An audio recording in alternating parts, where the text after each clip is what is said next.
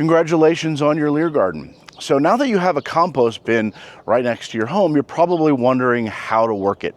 So let me talk a little bit about the compost bin. Just like the rest of the LEHR Garden, the compost bin is designed to be automated. It's very low effort. So a LEHR Garden compost bin works the way that most people think a compost bin works, but it doesn't, which is you throw stuff in and it just goes away. That is literally how a LEHR Garden compost bin works. You don't have to turn it, you don't have to water it. When the water flows on the garden, it's going to oxygenate and moisten the compost so that it will break down appropriately. Now, if you understand a little bit more about greens and browns in composting, browns being the high carbon content, which is dry leaves, wood chips, paper products, stuff like that, versus greens, which are things that are going to smell a little bit more when they rot. So food waste, green plants, stuff like that. Normally in a compost bin, you want to try and find a balance between those two. In a LEHR Garden, we don't need to do that, because the LEHR Garden is a compost bin, the whole thing. So the base here is filled up with wood chips. So it has as much browns as you could ever want. So you could just add the greens and they'll break down and they'll work really well with the browns. So what don't you want to put in a LEHR Garden compost?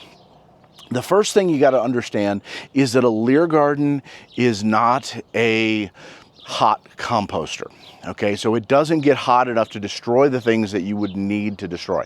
So for example, in pet waste, there's potential parasites. So those won't be destroyed. So you want to actually leave those out of the compost. Likewise, if you have weeds that have seed heads on them, those seeds could potentially germinate and put weeds into your plant, into your garden. You don't want to do that. Likewise with things like Bermuda grass that has stems, rhizomes that could actually put down roots and start growing into your garden. It's going to give you a weed problem that you don't really want to deal with. So don't do that either. In terms of what you can compost, pretty much any sort of kitchen waste, any plants that you would come up from the garden, anything that would have been attached to your food or removed from your food. So we're talking banana peels, we're talking any kind of vegetable waste that you process, that you get when you're processing vegetables. One of the big questions I get is, can I compost meat and dairy? And the answer is a provisional yes. I will say that there are a lot of people who are very uncomfortable because the argument has been forever, don't put meat and dairy in a compost. I do it all the time. It works great. It breaks down really well. And so it's not something that I would bother to say no with. So if you have people around you that are part of your household who are deeply uncomfortable, that just listen to them, get along with them. But otherwise, yeah, it's fine. It'll work great. Okay, so that's pretty much it. Otherwise, the one last thing, the compost bin, will it fill up?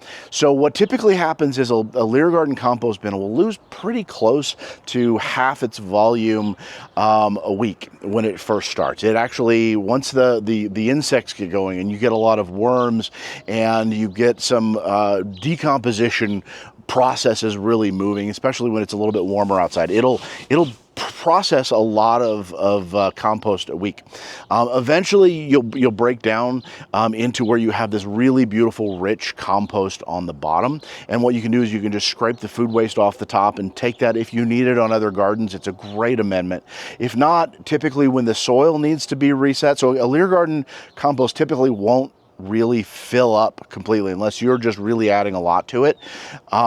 So you can empty it at any point, but typically what I'll do when I reset a LEHR Garden is I'll actually take any compost, composted or not, out of that compost bin and just put it out into the garden bed when I reset the garden. So emptying the compost really, for the most part, isn't a huge problem. Other than that, enjoy. It's an easy compost to run, and it's really feels nice to not be sending food waste down to into the trash stream, into the landfills.